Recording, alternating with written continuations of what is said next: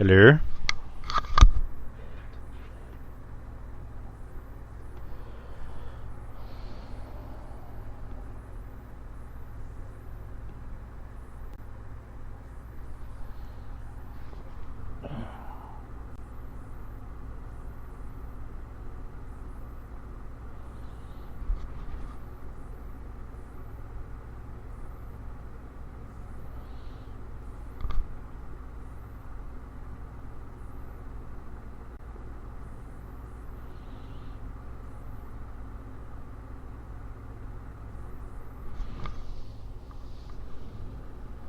Why isn't Brian Wright hosting a live viewing of Dynamite? Not that I give two shits, but I mean, why?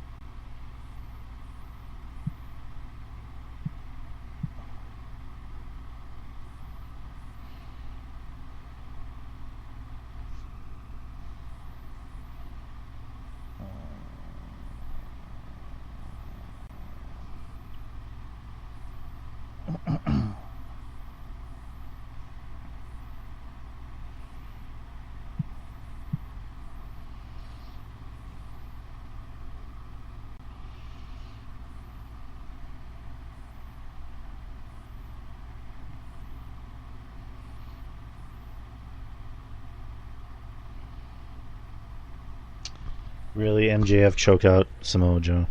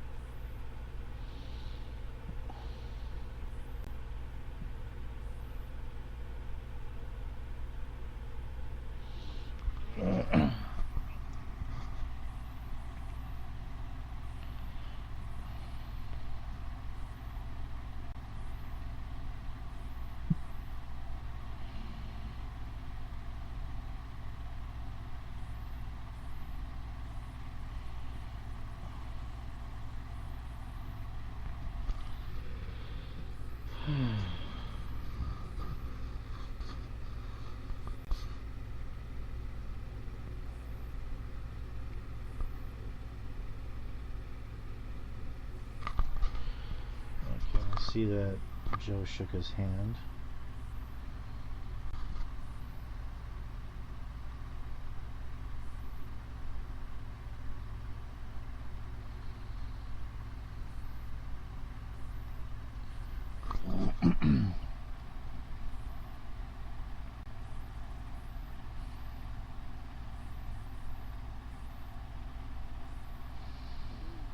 I should have waited till Justin got here to record, because this is just a lot of dead air.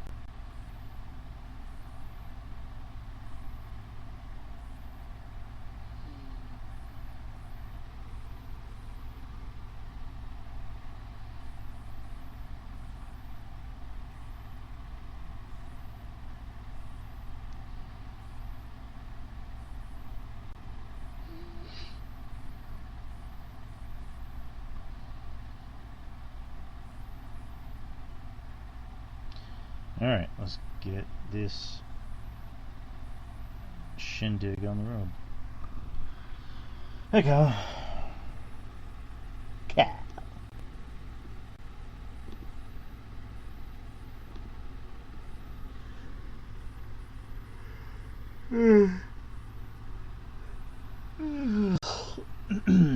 Yo. Yo. What's up? Not much. Usually Brian Wright holds like a viewing party in the Wrestling Soup Discord, but I guess he wasn't tonight because I didn't get a chance to watch Dynamite. So. Oh, okay. I mean, I know I saw what happened. I don't have cable. I don't have cable anymore. Okay. Damn. I'm sorry. Well, actually, I do, because my dad gave me this Fire Stick that has this app that has every single channel known to man. Yeah. It even has like pay-per-views for free, and it's in the living room. Got you. So I probably could have just went in there and watch it, but yeah, missed a fairly entertaining and newsworthy show. So yeah, it looked like it. Yeah, very newsworthy. But speaking of news, there's really not a lot of news to go by tonight. I have a few things here. They were all pretty short stuff, like nothing to really like get into. But got some breaking news coming out of Dynamite tonight. But outside of that, it's let me see. Outside of that, it's like a lot of nothing burgers, just quick reactions. But yeah. All right. Yeah. We can do it. We can definitely do that, and then just have and see if what we can do with this PW 500 thing. Yeah, for sure. So, however many you want to do, just we'll just play it by ear, I guess. Yeah, sure. All right, let's start this shit. 3, 2, 1. Hey, what's going on, guys? It's Wednesday. It's 9:07 p.m. Central Time here in San Antonio. Welcome to the experience. We're live on Spreaker and here on the Wrestling Soup Discord. Also on YouTube, on my YouTube channel. Justin, are we live on your YouTube channel? No. Okay. Not yet. But I do have an announcement to make a little bit later in the podcast, though, about that. So, nice segue. We did talk about that earlier, but I'll let you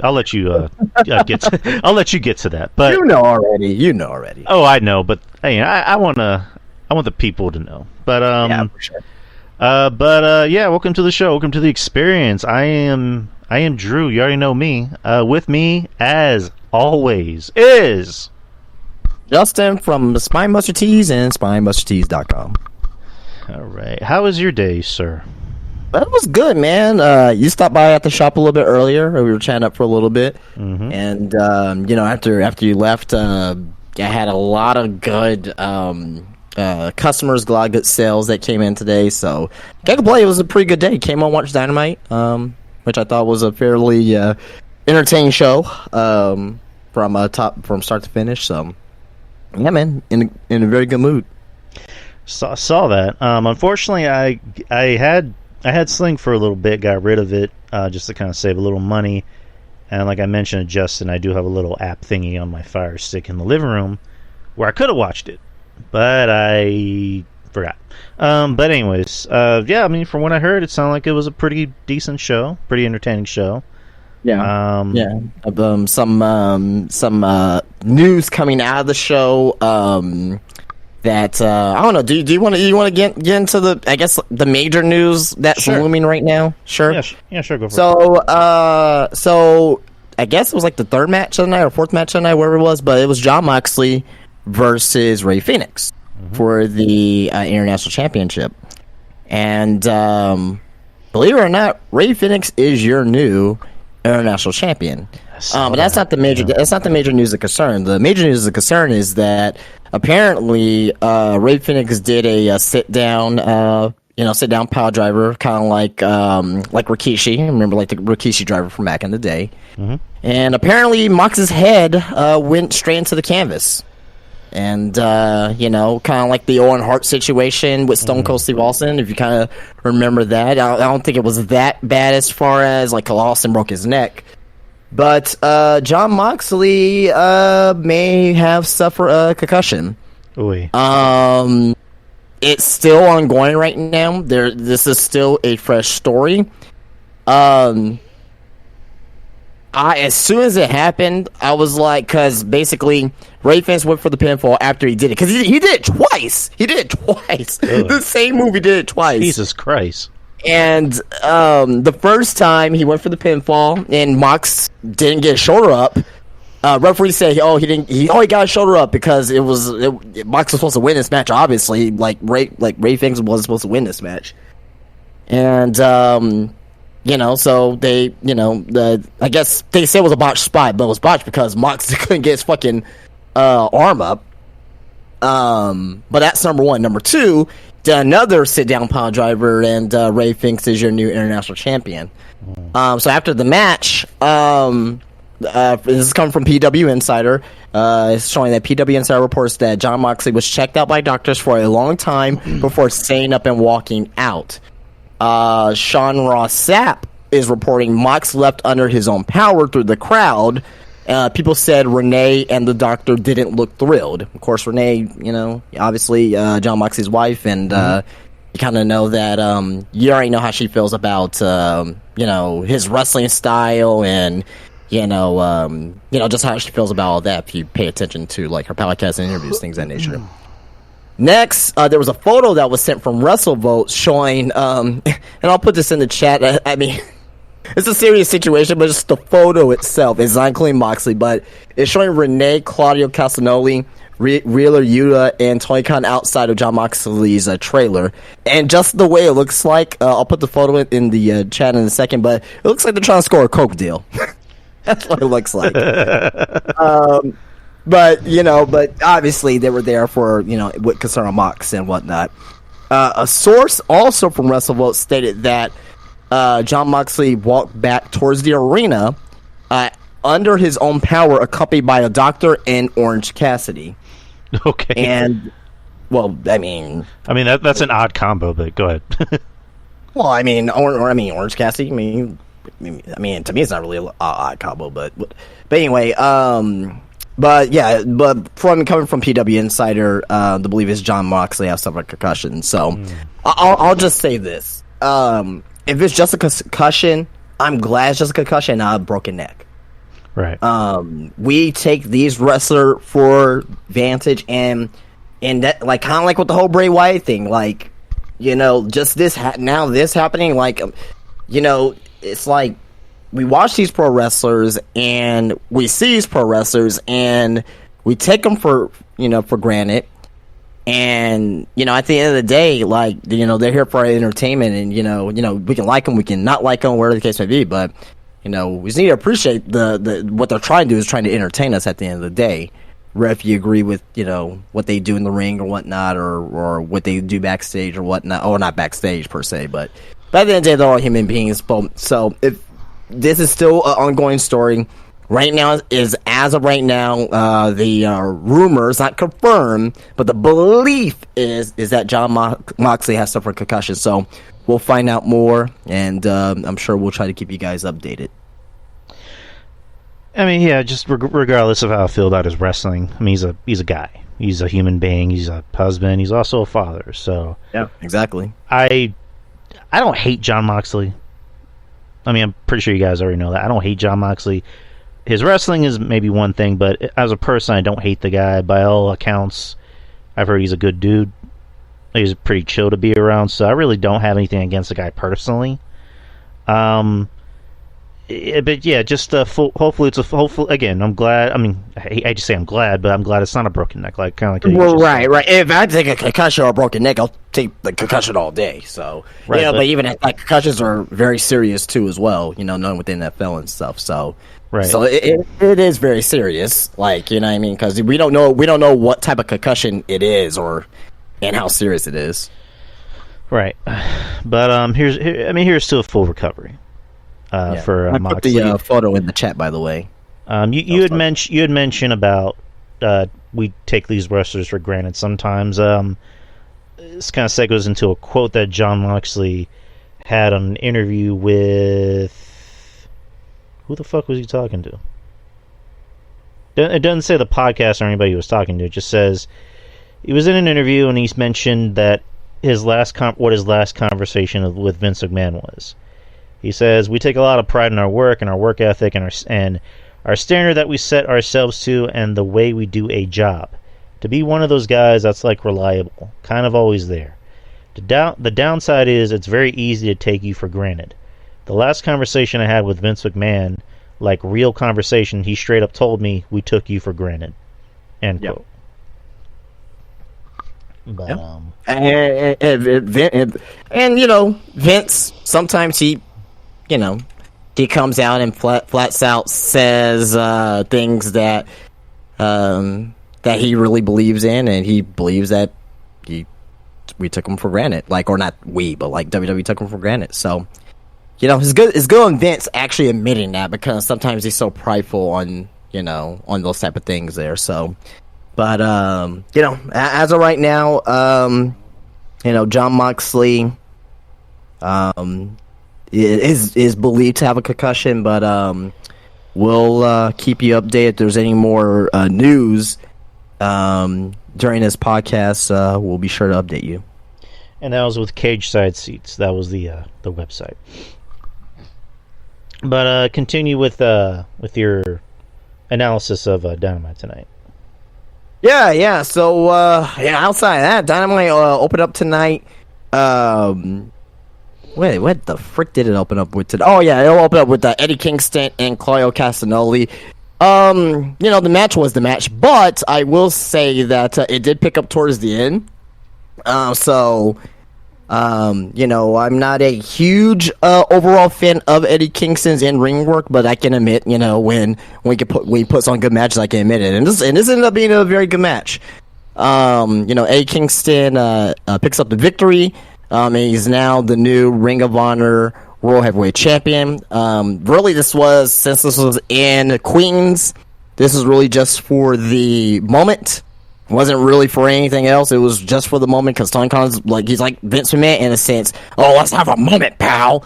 So that's what this was. But I mean, it doesn't really matter. The Ring of Honor Championship doesn't mean anything at the end of the day. So. So I don't know what they're gonna do for Final Battle. Final Battle, which is gonna be in. I don't know if there's another pay-per-view before Final Battle in December. I may be wrong, but whatever the next Ring of Honor pay-per-view is, they may have a rematch. I'm not sure. I'm not too sure who's gonna take that title off of Eddie Kingston other than Claudio. I'm not really paying attention to Ring of Honor, to be honest, to see who is up and coming, so I don't know. But as far as this match, it ended up being a good match. The last few minutes ended up being pretty good overall. Next, you had a quick segment with Roderick Strong and Adam Cole, and you know what? I gotta admit, man, Roddy. Even though, coming to AEW is oh, man, he's coming to AEW, is oh, man, what is he gonna do? He is killing it in this role with this fucking neck brace thing and just, being a damaged person and being the jealous former best friend, or still best friend, of Adam Cole. And, pretty much long story short, Adam, the Kingdom was there, then Adam Cole showed up, then the Kingdom left. And Adam Cole was like, "Oh, I came to check on you. Oh, hey, how are you doing?" And Adam Cole wasn't even there for 20 seconds. Oh, I gotta go, because I gotta have MJ. MJ's back tonight. Max is back tonight. Then then all of a sudden, all you hear is like the old hospital bed screeching up like when it's being used to recline up, and you just hear like the like the plastic in the mattress like and like the motor is and Ray's like, "Hey Adam, just leave." It was pretty funny. So it's on AEW's Twitter, so go check that out. Next match was Inner Circle. Well, before that, you had Christian and Luchasaurus just kind of promo. Christian issues a challenge to Darby Allin for a three-way. It's gonna be a three-way match between Christian Luchasaurus versus Darby Allin on Collision. So that should be interesting there. Chris Jericho versus Sammy Guevara. Match overall was kind of mid, but again, kind of like the Eddie Kingston and Claudio Castagnoli match, it ended up being a good match at the very end. But Jericho picks up the win. But the main thing with this here is that Sammy Guevara turned heel on Chris Jericho, and at first I was like, "Oh man, this is kind of lame." But Don Callis came out, and if you're associated with Don Callis, Kenny Omega, Inosuke Takeshita, Will Ospreay, you're going to be looked at that from the casual perspective as not a top guy, but you're going to that next level, and Sammy Guevara may be going to that next level. So we'll see how this goes with this, but yeah, Sammy Guevara turns heel on Chris Jericho, and they did they did a callback to a WrestleMania 19. If you remember, Chris Jericho kicking Shawn Michaels in the balls and basically pie face him to the ground. I think we all remember that. They did the same spot here, and that's where Don Callis came out, started clapping, and he left with Don Callis. So, yeah, just real quick thoughts about that. I don't think you saw the match from judging what happened since your situation over there. But what do you think about Sammy Guevara being with Don Callis? Well, I did see that on Twitter about pretty much everyone posting about it. But I mean, it's interesting, that Guevara is kind of like on his own now. I mean he's with another faction, but he's just not him just being a heel by himself again. Right. It's like more. This has more of a purpose now, I think. Right. But I guess the point is he's not under Jericho's shadow essentially. So he's kind of like you said, he's being a heel on his own. Guevara works much better as a heel because he just has a very punchable face, and he's maybe a dick in real life. Who knows? But it's interesting. We'll see how it goes. Wait and see. All right. Next, after that, quick promo between MJF and Adam Cole. MJF pulled up in a Porsche. Nothing of relevance here. Just saying, "Oh, I'm going to beat you tonight, Samoa Joe." After that, backstage with Don Callis and Sammy Guevara, and basically Sammy Guevara got in the face of Daniel Garcia, and Don Callis is like, "No, he's a good kid." So. Not too sure if Daniel Garcia will end up joining Don Callis. I'm not sure, but actually right now I just like Don Callis have his family per se small. Sammy, Takeshita, Will Ospreay, who comes over from Japan every now and then. I think that's small enough. You don't need to create a fucking big stable out of this. So if they do add Daniel Garcia, if they make Sammy and Daniel a tag team with Don Callis' back and go up tag team titles, and if it actually works, then fine, so be it. But he doesn't need 12 people in the group, or in the family per se. Next was Jon Moxley versus Rey Fenix. Kind of explained the match a little bit. Now, the beginning of this match, by the way, you saw Rey Fenix jumping off the stage. The stage was a little bit different than normal, so the stage was at height of the ring apron. So the stage was raised up, and Rey Fenix did a dive off the stage onto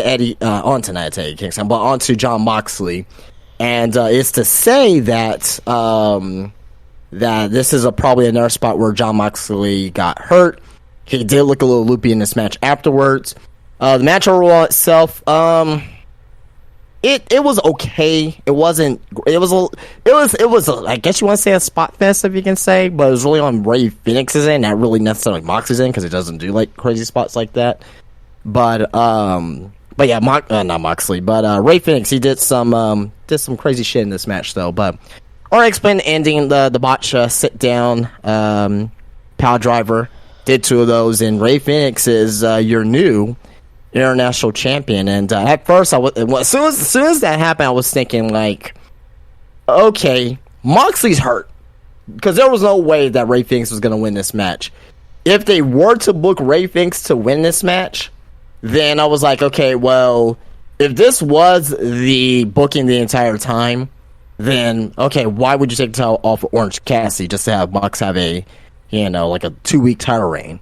But it seemed after the news came out, Moxley is legitimately hurt after that spot. So Saraya versus Toni Storm. This was a pretty good women's match, I gotta say, man. Very entertaining. A lot of false finishes. With Toni Storm using her new character in this match here, which I like. I really like her new 50s movie character, and basically she's kind of going mad with that. And but basically, long story short, a lot of false finishes in this match, but Saraya ends up picking up the win here. She ends up picking up the win here after hitting that DDT that she likes to use from the second rope. But very entertaining match. I think this is gonna probably want Toni Storm's character to go even more mad, and we'll just see where it goes from there. After that, your main event. Before the main event, MJF did the Bret Hart New Generation Bret. So they kind of did a reenactment of that with this kid, and basically MJF, after he gave the kid his scarf, he whispered something in the little kid's ear, and the kid told his dad, "What? Stop it!" So that was pretty funny. Well, match overall, MJF showing he has great babyface tendencies, like he really does. It's showing that if he were to go to WWE, not even just WWE, but he's showing that into AEW, he can work babyface and heel, obviously, right? But he can work babyface, and the crowd can be behind him. So it was being worked on his neck the entire match. Samoa Joe was working on MJF's neck the entire time. We saw a kangaroo kick from MJF, which is pretty much over. We saw a Death Valley driver on the ring apron by Samoa Joe. We saw a power driver on the concrete by Samoa Joe. And pretty much long story short, the story of this match is that work out MJF's neck, but MJF keeps kicking out. He's like Super Cena, so which can get a little bit annoying, but at the end of the day, it's AEW, so everyone's going to be kicking out of everyone's stuff regardless. But at the same time, too, I did not think that Samoa Joe was going to win this match at all. It made no sense for the story between MJF and Adam Cole and what's going on with Roddy Strong. Like, it didn't make sense for Samoa Joe to win. But but at the end of it all, MJF, as a babyface, cheated to win. He used a part of his wrist tape, choked Samoa Joe out, and puts him in a guillotine. And a rear naked choke. A rear naked choke, chokes out Samoa Joe, and that was it. And at the end of the day, you had Adam Cole, who was out there too. Oh yeah, Adam Cole came out towards the end of this match, and he jumped off the same side where Rey Fenix jumped off on the Rey stage. Adam Cole hurt himself. He definitely hurt himself. So I don't know if he just tweaked it or whatnot. It wasn't, but he could barely.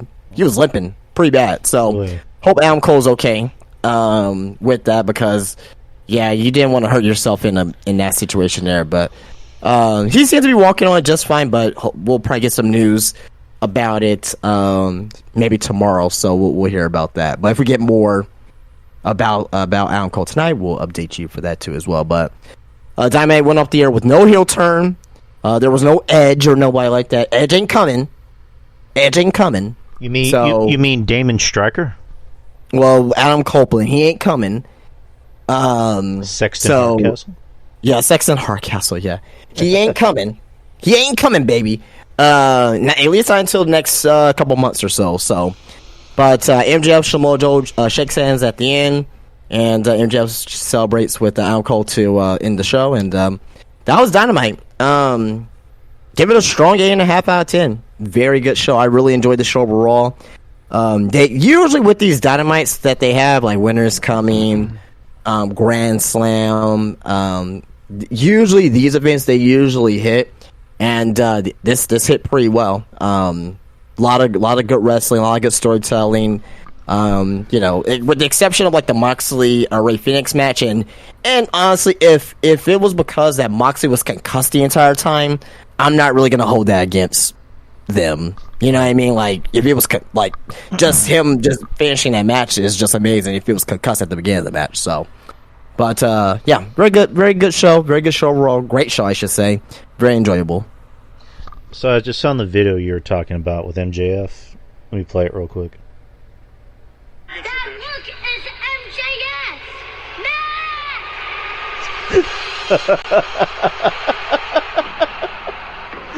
Okay.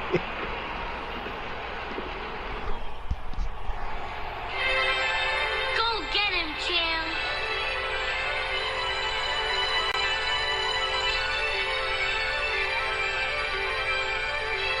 Oh God. Dad, I'm adopted. Oh God. MJF is the best. So, all right, Dynamite went off the air. Sounds like I missed a pretty decent show. It was fun, man. I really like the show. Really like what they did. Now, really, the only story worth noting is the MJF Adam Cole in the Kingdom with Roddy Strong. That was really the only main advancement there. Everything else was just really good matches, but at least the most important story guy advancement here. There was no Young Bucks. There was no Kenny. I don't know. You're probably happy about that, but no Ricky Starks. So yeah, I mean, could have been better. Yeah, sure. And obviously Jericho and Sammy Guevara. That's like the other biggest thing that came out of the show. So.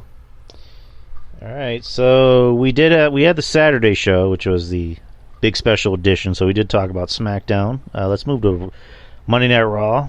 It was in Salt Lake City this past week, and it was actually a pretty good Raw. It was actually the best Raw in quite a while, actually. I thought it was really, really damn good. One of the best Raws of 2023. Let's just kind of go through it real quick. So the show opened with Dom and Cody. Dom is mad that Nia Jax hurt Mommy last week, Rhea. And then it was funny, Cody was telling Dom, it seems like you're more into her than she is into you. It seems like maybe she has more interest in Jay. So kind of planting some seeds, maybe not. And then they had a match. Cody won. Decent match. Nothing to really like write home about, but decent match. Probably the surprise match of the night next was Kofi Kingston versus Ivar. Surprising as far as the time given and what they executed, but it's not surprising to me because like you got two great professional wrestlers, and it just shows that Ivar is a fucking great wrestler. Right. I say surprising because it's just like when you think of match of the night, you're like, okay, is it Cody versus Finn, right, or is it Damian Priest versus Drew? It's like, no, it's Kofi Kingston versus Ivar. It's like, That was the match of the night, and not because I'm shitting on Kofi. I love Kofi. I mean, we haven't seen Kofi like this in a while to really go out there and actually like be given more time to perform. And Ivar, another guy like we always say, we take these guys for granted. I didn't know he was this fucking good. they went out Yeah, there. watch him in NXT. Like if you watch NXT every weekend, like 2017, 2018, like Right. you know, like the potential of this guy, and I'm glad that glad that he got to showcase himself. Right, but man, like they had Kofi looking like Kofi from 2010, and he was in his bag, as the kids would say, and he was taking everything that Ivar was giving him. Ivar had that fucking that moonsault off the top rope, and I'm like, all right, I guess they're giving Ivar a win, and Kofi kicked out. I'm like, ooh, Oh okay. yeah, that was amazing. Usually those spots there, you see Kofi roll out the way, but no, Kofi took it and kicked out too. So that's what made it even better. Stuff like this, I see this and I go, this has to be a Triple H thing. Giving these two actual time to go out there and have a good match. So You don't think it was Vince? Vince changed a lot of things on this show apparently. if this was Vince, this match would have been like 7 minutes or 6 minutes. Yeah. So how long was this match? Do you know? It was about 13, 14 minutes, I want to say. Yeah, there you go. I want to say, I may be wrong. Fucking 300 pounds falling on Kofi Kingston, and Kofi took it like a man. So another guy we kind of take for granted. I mean, this guy was the WWE champion at one point. He's won like every single title in the company. So Kofi's fucking good. Like Kofi is someone we need to stop forgetting about, and he is one of the best. He's currently one of the best going, for this company and also in wrestling maybe. But Kofi won, good match. Next, you had Nakamura, Shinsuke Nakamura versus Ricochet. Nakamura continuing his feud with Rollins. Rollins wants the rematch, but Nakamura wants to fuck with him. Like he's just straight up like, we'll wrestle on my time. So he wrestles Ricochet. The match ends in DQ after Seth gets involved, and Nakamura kept going after that back. And let's see, Rollins pretty much had to be helped, not pretty much, but he got helped to the back and like was damn near crawling. And so he just told Nakamura, I want you, at Fastlane. So we're getting that match again. I don't know if it's going to be a regular wrestling match or just a stipulation. What do you think? I think it has to be some type of stipulation. I don't know what it'll be, like a submission match, or I don't know. But I think that it needs to have the ante upped a little bit, because if it's just another regular one-on-one match, yeah, there's more heat there, but there's not as much higher stakes. So have some type of stipulation. It doesn't have to be crazy, but some type of stipulation to give a little bit more heat. All right. Next, you had Piper Niven and Chelsea Green versus Shayna Baszler and Zoe Stark. And I don't know, I guess, it was a non-title match. And then no contest when Nia came out and just destroyed everybody. Specifically, the one after Shayna, last time Nia was on WWE television, well, before last week, Shayna took her out. So Nia got her revenge. So Nia is after everybody, not just baby faces and heels. She's after everybody. She wants to slap bitches around, as she would say. So, what do you think about this Nia storyline? I don't care. Okay.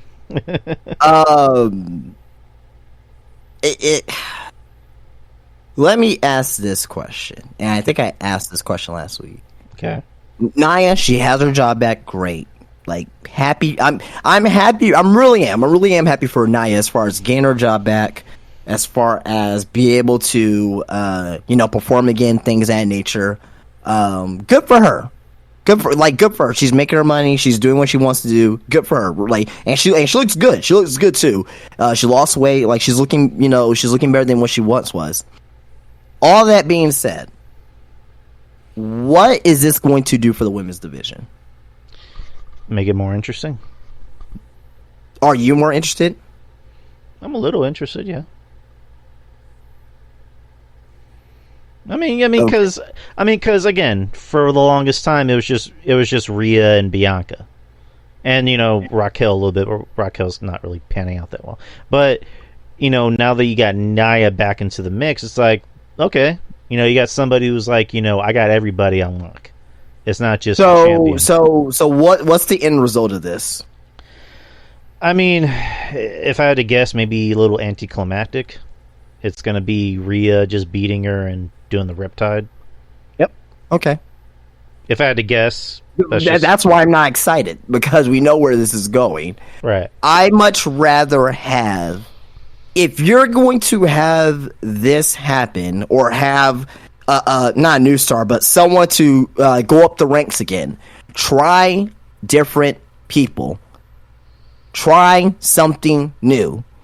Now, we were going to get Becky versus Tegan Nox, and we're going to talk about that in a second, but that match didn't happen. So we were almost there with that.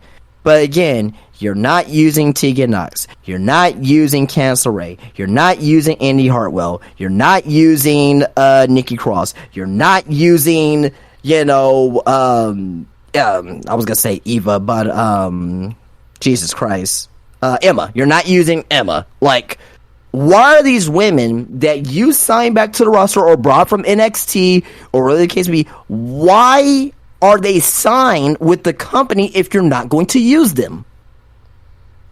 What's the point? Exactly. What's the point? You decide to go outside of, well, not outside WWE, but you decide to get another free agent and bring them back in. A free agent who hurt people in the past, who apparently hurt Rhea and Raquel as well. Probably more so Rhea than Raquel, because she really did sit down on Rhea Ripley. And if you don't watch Steve Richards, he has a YouTube channel. He kind of broke it down, and it's a very insightful channel on looking at like botches and things of that nature, and moves being done and stuff like that. So you bring back Nia Jax. She hurts your biggest woman star the first night she comes back. How is this benefiting the women's roster? It's not. Right. All right. Next, we have Chad Gable versus Bronson Reed. Chad wants another match against Gunther. Bronson says, nope, back of the line. They go out there and have a pretty good match. I mean, it's Chad Gable and it's Bronson Reed. I like Bronson Reed. Think he's great. Bronson he did beat Okada too, by the way. He definitely beat Okada. And he won. He won the match. I can't really say I'm surprised because it's Bronson. He won with a Tsunami. I don't really have a problem with this per se because it's a storyline for Chad to basically kind of like start from the beginning, on his way back to Gunther. So I really have no issues with Bronson winning because I like Bronson. I like to see Bronson get more accolades and more TV time. And and the guy's a beast. What they're doing with Bronson Reed and Tommaso Ciampa is what should have been done to the women's division. Right. They're giving new guys new opportunities here. Right. Finally, it seems like Bronson Reed is going to be in the thick of the Intercontinental Championship. So is Tommaso Ciampa, and also along with Chad Gable as well. Chad Gable, he's still in the upstart of his singles career, and putting that quotation, singles career. So I'm good with Bronson Reed winning, and you know what's so good about this? It makes it a division. Go figure. Wins and losses matter. Wins and losses matter. And now, instead of just having Gunther versus Chad Gable, right, which is two people, you double up the possibilities. Now you got, maybe Gable versus Ciampa coming up. Maybe you got Ciampa versus Bronson coming up. You got Bronson versus Gunther, or Ciampa versus Gunther, or a triple threat match with Gunther and Ciampa and Bronson. Like I love this. Love what they're doing here with this. Maybe we get like another one or two more people in there. You know what I mean? In that thick, make it a real division. At the end of the day, it's going places. I really like what they did as far as focus on the Intercontinental division on Monday. It was great. All right. Continuing with the women, you got Becky Lynch coming out as the new NXT Women's Champion, and she wants to do an open challenge. Originally it was supposed to be Tegan Nox, but then they changed that to Natalia. who apparently was, I guess this was like a consolation prize for her doing the India tour.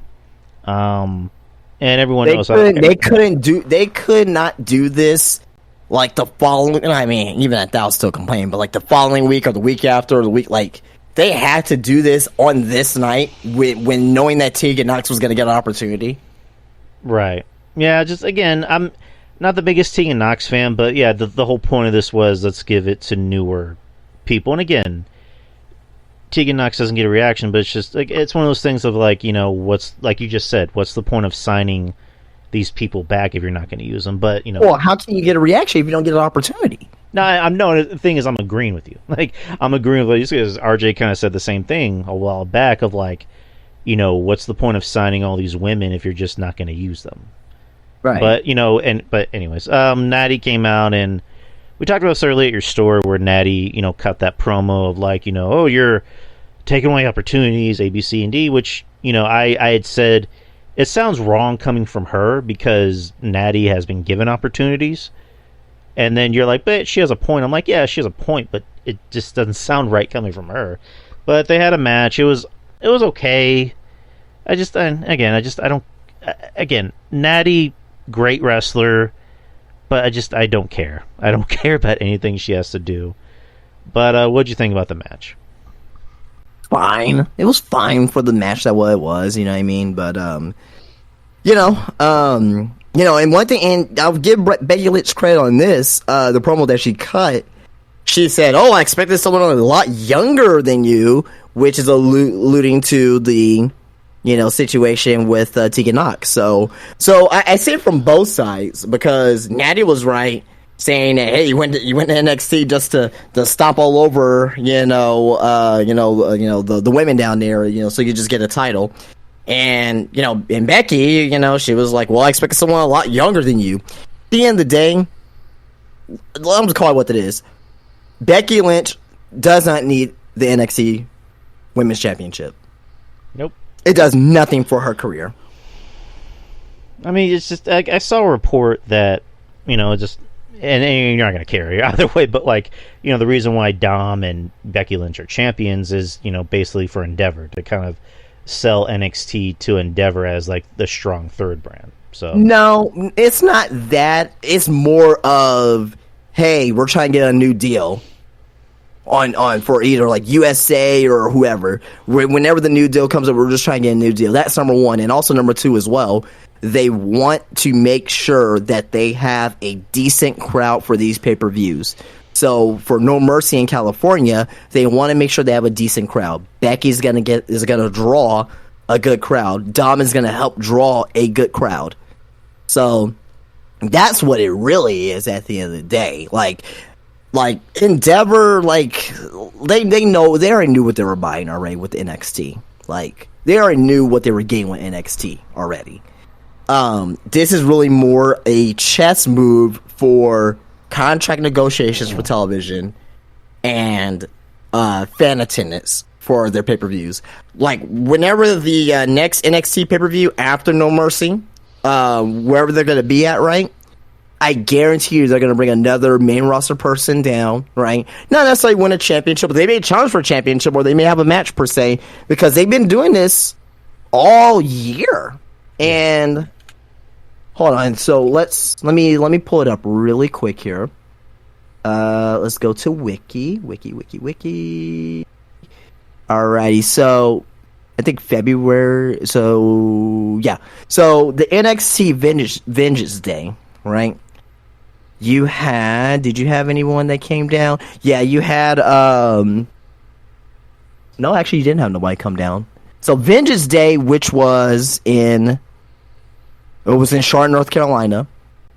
That pay-per-view, it did not include anyone from the main roster. I was going to say Apollo Crews, but he was still technically in NXT at the time. But that was before the sale, too. When the sale was in place, Stand and Deliver, right, you had Johnny Gargano that came down to face off against Grayson Waller, right? And Johnny Gargano's like Mr., freaking NXT. So, of course, that was going to happen. You get a little bit more people there. NXT Battleground. Let's see. Did you have anybody that came down here? Oh no. Okay. So NXT Battleground looks like it was just a regular show. It looks like nobody came down. Then you had the Great American Bash. Great American Bash, someone definitely did come down. I think that was Dom. Yeah, so Dom, that's where he came down. So Dom came down for NXT Great American Bash. And even last year as well, if you think about it, they had Dolph Ziggler that came down. Seth Rollins came down as far as a match on NXT as well. So they're going to keep doing these stunts just to like appease to either USA or Fox or Disney or whoever's going to take in NXT and Raw or even SmackDown on the next deal. So, but yeah. But anyway, continue. All right. Next, you had Giovanni Vinci versus Tommaso Ciampa. Tommaso wants Gunther. I mean, it pretty much looks like that. So, Vinci and Ciampa had a pretty decent match. I think it was like 5 minutes. Yeah, way too short though. Ciampa got the win, so I'm assuming he's going to go after Kaiser pretty soon. And then he had the main event, unless I missed anything. No, he had the main event, which was Drew McIntyre versus Jey Uso. The big story for the past, 2 weeks, is the Judgment Day want Jey Uso. They want either Jey Uso or Jimmy, but they really want Jey. Damian Priest even talks to Jey before the match, pretty much just saying, don't make me look bad. So it's Jey and Drew. Drew still does not trust Jey, just doesn't. And Judgment Day come out during the match. Pretty good match, really good main event. I was surprised by how much the good chemistry that these two had. I mean, Drew for a big guy knows how to sell. He really does sell well for a big guy. And Jey, I think, just naturally knows how to work with anyone. So they had a really good back and forth. But kind of the big story was just the Gaga with Judgment Day. During the match, Damian gets on the top rope and is talking to Jey. Jey super kicks him, super kicks Dom, super kicks Finn, and then Drew does the Claymore, 1, 2, 3, walks out of the ring. Judgment Day surround him and beat the shit out of him. Drew is looking back, thinking, should I help him? Should I not? Decides, I'm not going to help him. Cody comes out to, I guess, I would say even the odds, but it's still 2-on-3, so I was expecting maybe Owens or not Owens, but Sami Zayn to come out or whatever. Well, no, he left with Kevin Owens earlier in the show. Okay, then it's just Cody. Yeah, that's why they weren't there. So, I mean, we already talked about this. We already know Drew's going heel. He's all but turning heel. It's all a matter of when it's going to happen and why it happens. Me personally, here's how I kind of look at it, because I was talking about this with RJ and Monty yesterday morning. I look at it as RJ has the idea of Kevin Owens should go heel, and I really don't want that to happen. I like him better as a face. I like him better in the spot. I think it's going to be, just my personal opinion, that Owens eventually is going to accept Jey. He'd be like, all right, you're cool. We're fine. We're past it. How you get Drew to go heel is Drew's like, no, I'm not going to accept you. Pretty much piss off. I don't want anything to do with you. I don't know if they're going to bring back Riddle. I don't know when or that's going to happen. But that can be a deciding factor, or one of many deciding factors on how you get Drew to turn heel. Is he's like, screw you, screw everybody else in this arena. Screw the fans, blah, blah, blah. And that's how you have Drew go heel. He should have just Claymored Cody at the end of the show. That would have been great. I mean, I understand they're doing a slow burn with it, but I think that could have got the ball rolling. But if this leads to Cody versus Drew McIntyre, this is a feud that I am interested in. It is finally something that Cody can sink his teeth into, is in a story like this. The Brock Lesnar storyline did not do a goddamn thing for Cody Rhodes. It did not do nothing. Cody is the same exact Cody Rhodes from WrestleMania all the way through to now. There's nothing that's changed.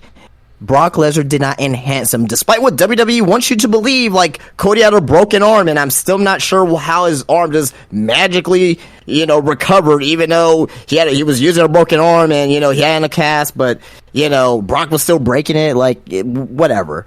But, at the end of the day, though, I think this is going to be really good for both. Drew has been stagnant as a babyface, not necessarily boring per se, but stagnant, kind of, in the middle of the road. Having him as a heel is going to be a little bit fresher life to not just to him, but to Monday Night Raw as well. So I'm definitely for it. Right. I think, with Cody, it's like beating Brock clean in the ring. That should have been a way to really push him as don't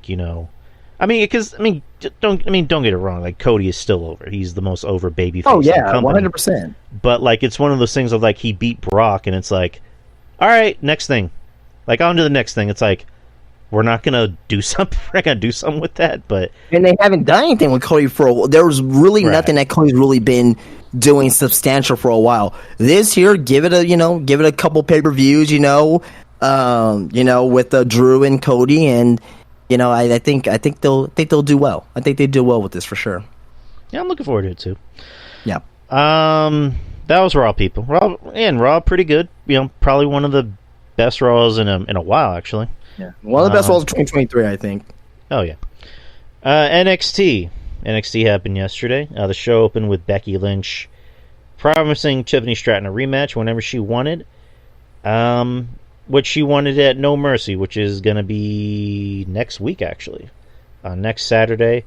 Kiana James came out to blindside Becky Lynch, along with Tiffany Stratton. And, that's what happened. Ilya Dragunov promised he would be ready for his match with Hayes.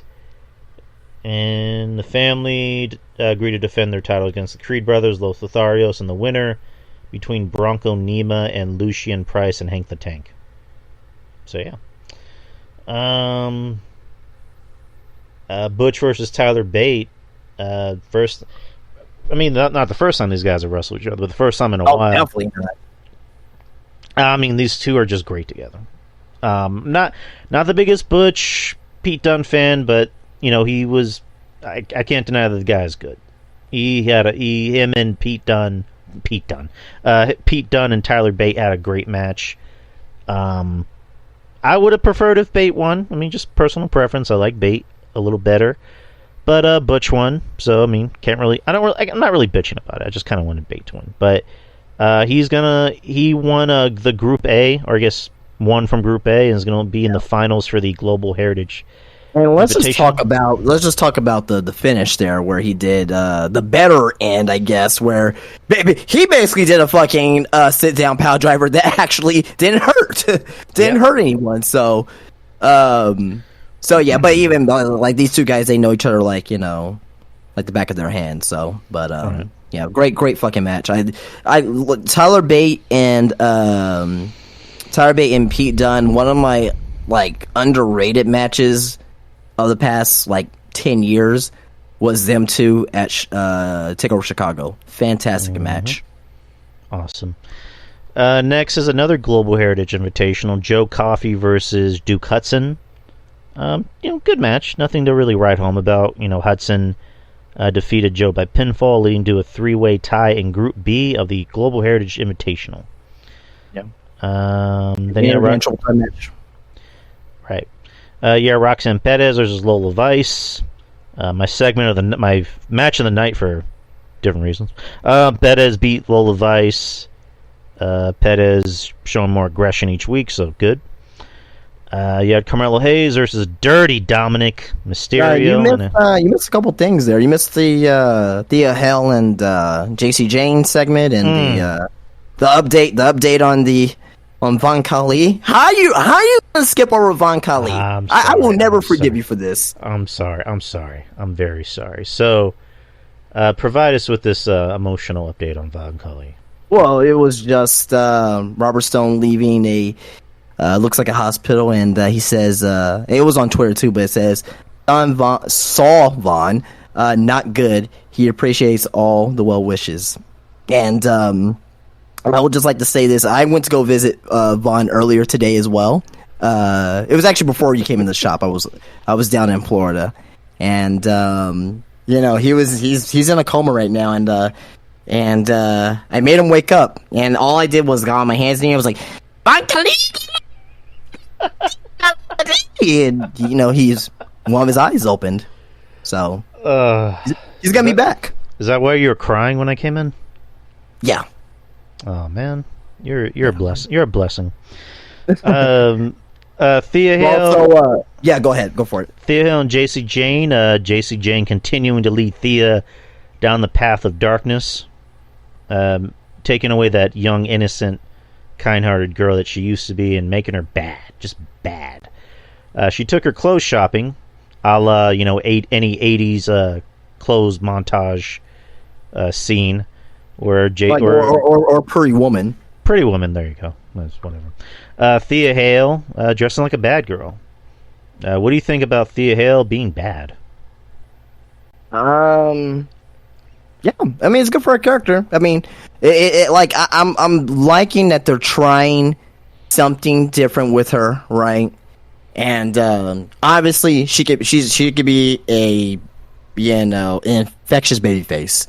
Like, I love her charisma. I love her character. I love what she does. But, seeing her as a heel, and she's not, like, officially heel yet.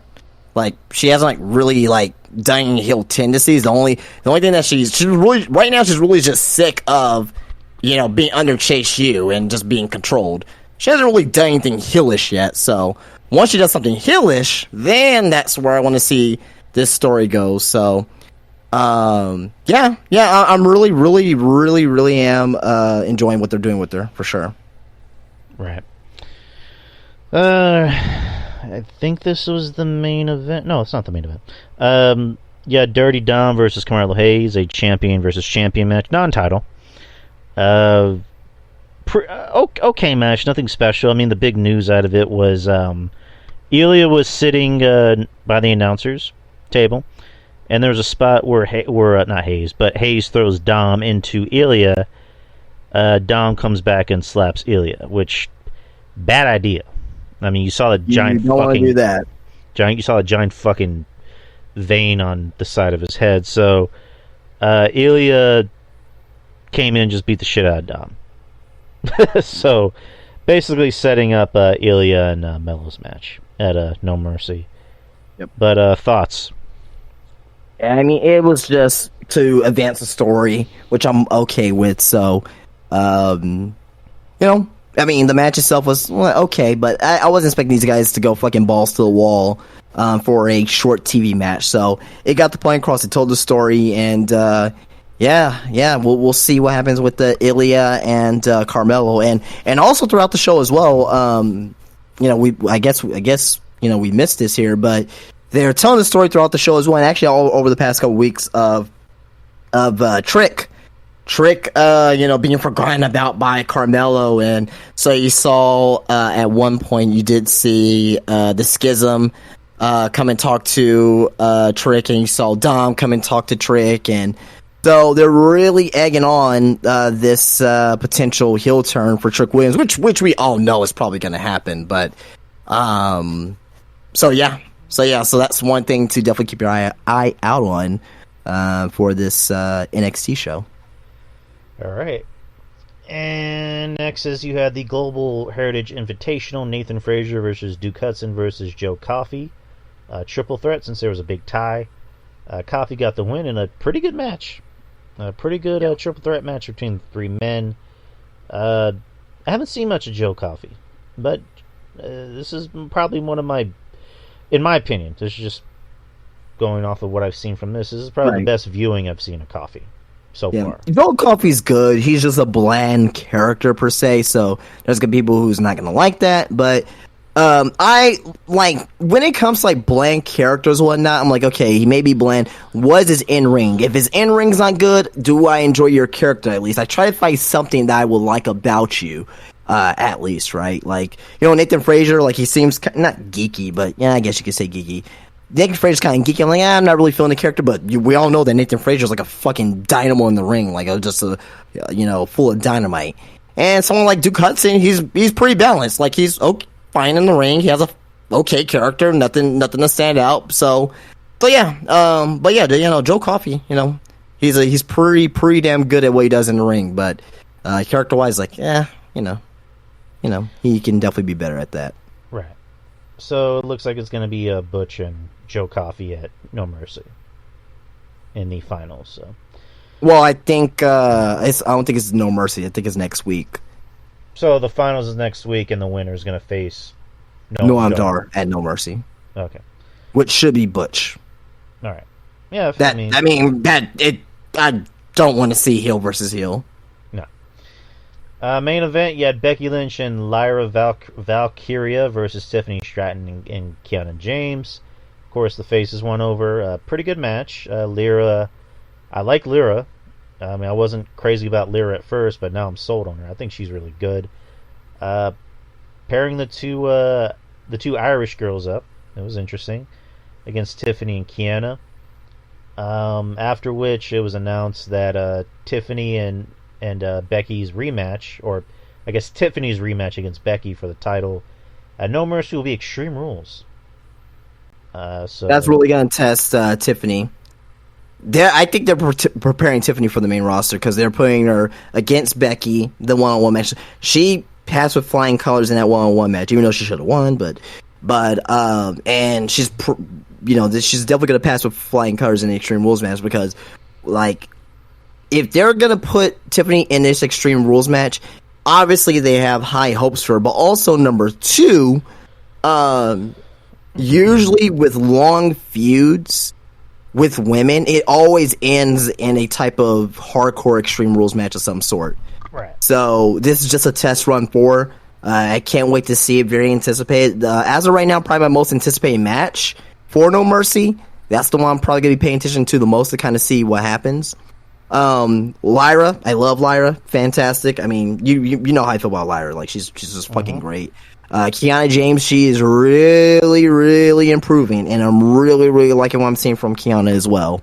And we did the tier list on Saturday here, and it just shows how deep the NXT women's roster is. And there are some people who was watching the show thinking that Jade was gonna come out. I'm like, why are we rushing Jade? Like, let's chill on that for a second. But she's gonna come when she's gonna come. But a lot of people were kind of upset that, oh my god, it should be Jade that should have came out to help Becky. I'm like, oh Jesus, guys, just chill, calm down. She's gonna come, and I think she should be in NXT. But I think WWE's gonna put her on the main roster at first. So I don't even think that Jade's gonna be in NXT, even though she should be. But yeah, great main event, fun main event for sure. That was NXT, people. And let's go to the news. I have a few news things. I know Justin does, and we'll get into the PWI list. I guess we can start with the tryouts. Multiple indie wrestlers are at the WWE Performance Center. 12 of them, actually. The list of names include former NWA World's Women Tag Team Champion Maddie Rankowski, MLW veteran Richard Holliday, OVW and Wildstar Hollywood Hallie J, AEW Dark alumni Valentina Rossi, MLW alumni Ray Jazz, NWA referee and wrestler Jamie Stanley, AEW Dark veteran Jay Malachi, Damaris Largo, Kelsey Hornack, Copeland Barbie, The Monster Factory's Davey Gold, and finally Brogan Finley, the son of wrestling legend Fit Finley. We talked about this earlier at the shop. Overall, what are your thoughts on? I guess not really so much as your thoughts, but like, who do you see out of this whole list as somebody who can be something for the company? Holiday for sure. Definitely him. He has probably the most experience. Maddie, not just because she's a local girl, she's a local girl here in San Antonio, but also I just see her in ring stuff. What she's doing, her character work. She has like her character is like, hey, I'm the main character in my world, and basically all you guys are side characters. And she cuts little promos and whatnot. That's pretty funny. That's on her Instagram, so check that out. Jasmine Allure, who wrestled Izzy Girl. So she's a local here pretty much as well. Finley's boy. I mean, if you're a son of a pretty well acclaimed pro wrestler, I mean, I'm gonna keep my eye out for you as well. And also, the brother of David Finley as well, who's the new Bullet Club leader. So that's pretty cool. But yeah, outside of that, yeah, I mean, I think everyone. This is my biggest thing. WWE is going back to the indies. Mm-hmm. Great. You need people from the indies who are more well established, who are more ready to be on TV on NXT, and let the NIL folks get all the necessary training that they need. They need all that necessary training down at the PC. Don't rush these guys on TV. Now, end up working for a lot of people, like Tiffany Stratton, for one. You know what I mean? She shows that she's just a natural, right? But for the folks who do need more time, keep them on level up, and keep them, have them practice inside a performance center, right? Don't need to bring them up to NXT if you don't think they're fully already yet. So, but yeah, I can't wait to it's not even confirmed that any of these guys will get signed, but I see Finley's boy getting signed. I see Richard Holiday getting signed just because of the story of what he had to go through. I'm hoping Maddie gets signed just because I know the talent that she is. So those will probably be at least my top three. Hallie J was recently featured as part of Netflix's new show, The Wrestlers, or yeah, she's good as just well. Wrestlers. Yeah. One of OVW's there. It's just so cool. Richard Holiday recently returned to the ring at a GCW show after battling stage 4 Hodgkin's lymphoma. Much respect. I mean, everyone else we just named. What else can I talk about? Randy Orton reportedly seen at the WWE Performance Center. There was a video reported that Orton's bus was already parked at the facility. There was also a video of somebody filming Orton walking to the Performance Center, just waving, saying hi, but also doing the symbol, like keep it a secret. Orton has been adamant that the sources close to Orton have reportedly been adamant that the third generation wrestler is determined to return to the ring following the back fusion surgery that he underwent last November. This despite Cowboy Bob Orton's shocking comments earlier this year that the doctors have advised his son to call it quits on his wrestling career. So it looks like he's coming back pretty soon, so good, because, we need Orton back.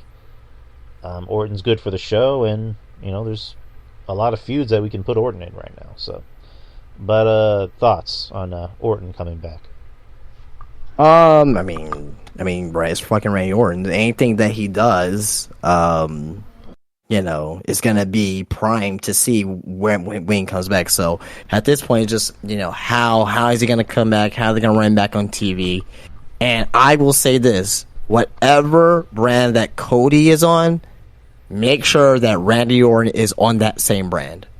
Right. And the reason why I'm saying that is because that'll be a great feud that they can use for Cody going into WrestleMania. If Orton's back before WrestleMania, that'll be a one good feud for Cody's adversity for him to go into WrestleMania, or even that'll be a great first feud after Cody wins the title. So either or, I think Orton should be on the same brand with Cody. But yeah, happy for Orton. Seems like he's on his way back. So we'll just see. We'll just hopefully his back is good, he's healthy, and he's ready to go.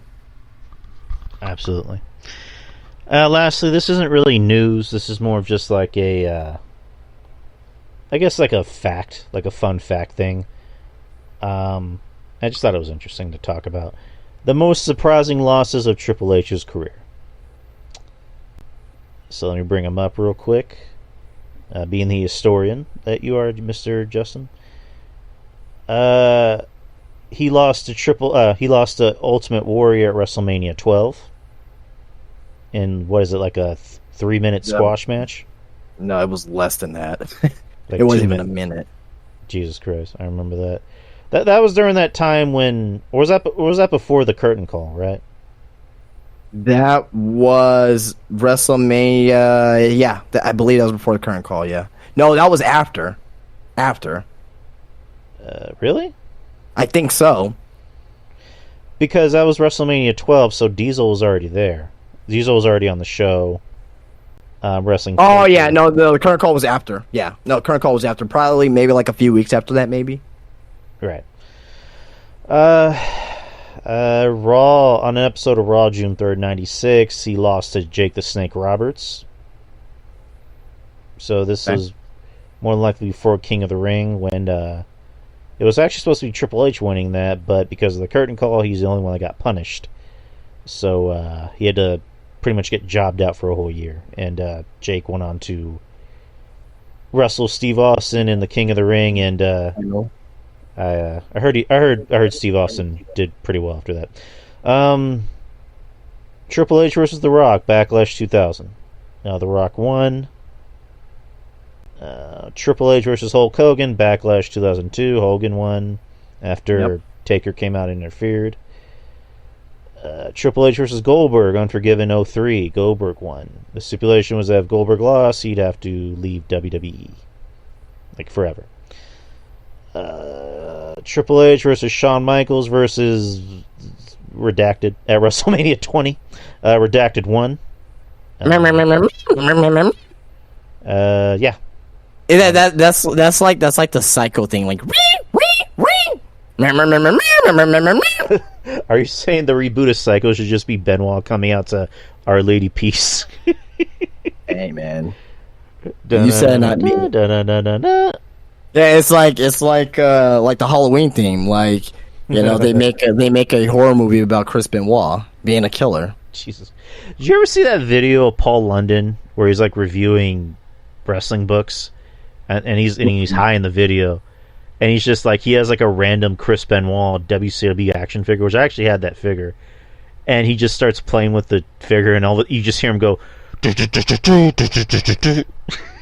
I don't watch Paul London. He's not my cup of tea per se, you know. But I appreciate what he does, but it's just not my cup of tea. It was a funny video. Triple H versus Shelton Benjamin on an episode of Raw from March 29th, 2004, which Shelton won. So that started Shelton's push, which that was shocking. I didn't see that coming.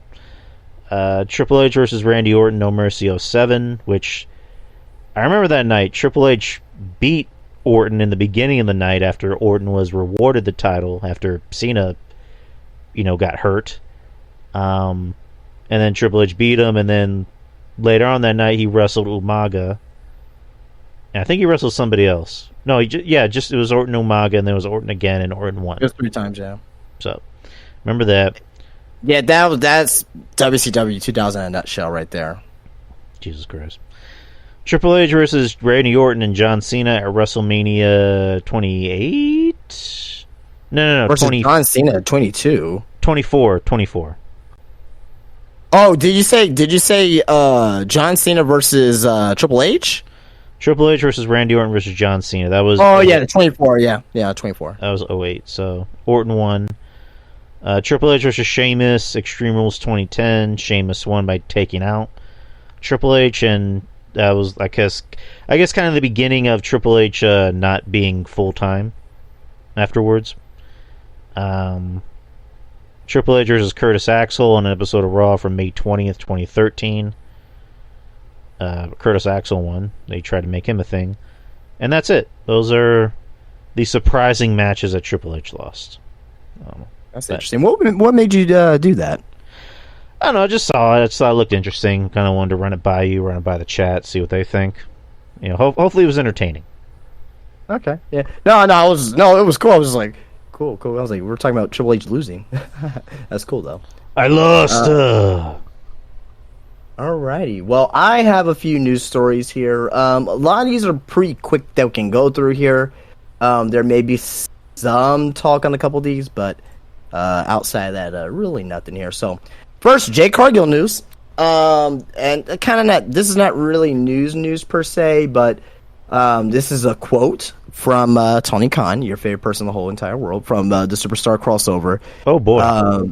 He said, I'm not too sure exactly when, but he said, as far as Jade Cargill goes, I can't really comment on that except to say that she's been a great wrestler for AEW and certainly always welcome in AEW. You know, could always be somebody we will always love to work with here in AEW.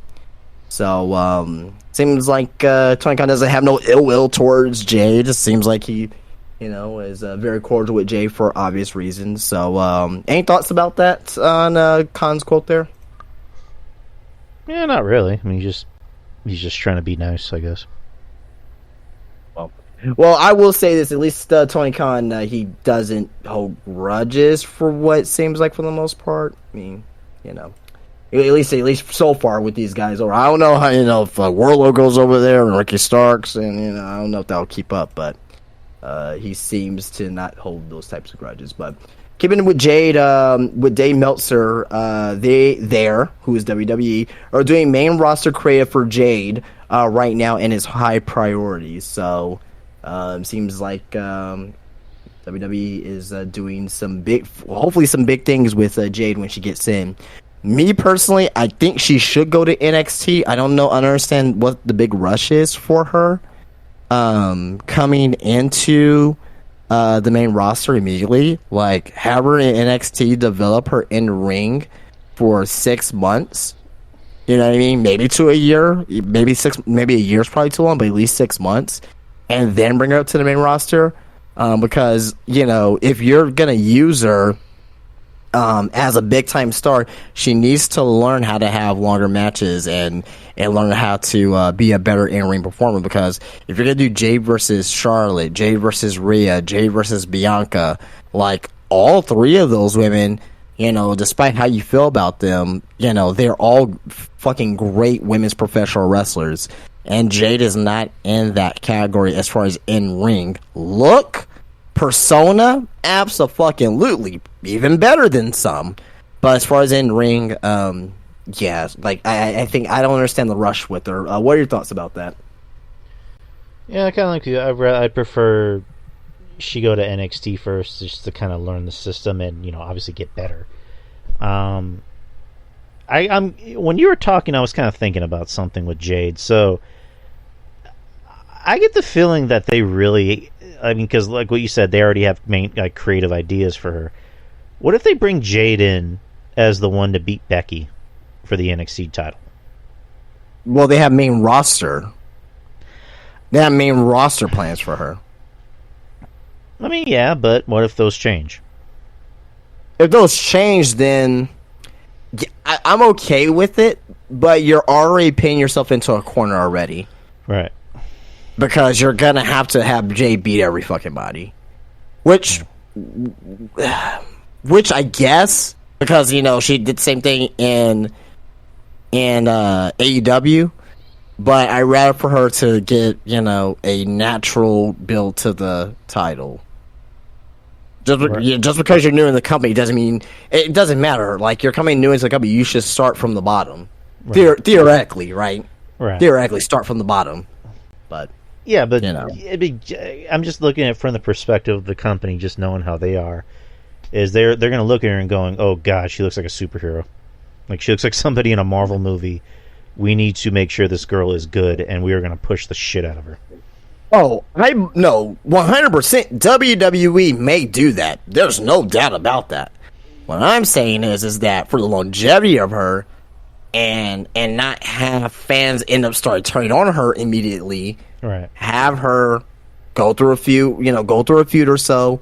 You know what I mean? Just kind of like what they did with AJ Styles. Remember when they brought AJ Styles in? He didn't go after the fucking title immediately. He eventually did get the title, but he had feuds. He had the Chris Jericho feud. He lost that fucking WrestleMania. Which that was dumb. You know what I mean? Huh? Which that was dumb, by the way. Yeah, that was pretty dumb. But Sting lost at WrestleMania 2 as well. So, go figure. But I will say, have Jade have a natural build, then win the title when the story permits. Then, continue to make her dominant. Just don't make her... She's going to be dominant regardless, right? might as well make a natural build. This is what I would do. I will get if Mandy Rose was still there, right? That and her title, because she had the longest NXT Women's, title reign, right? I would, let's say her title reign would have started maybe back last year or whatever, right? And she's still champion through. That's who I would take the title off of to put it on Jay, somebody like that. But since Mandy Rose is not there, they need a heel or a chicken shit heel or somebody that can do that. Is that Tiffany Stratton? I would have said yes until she lost the title against Becky.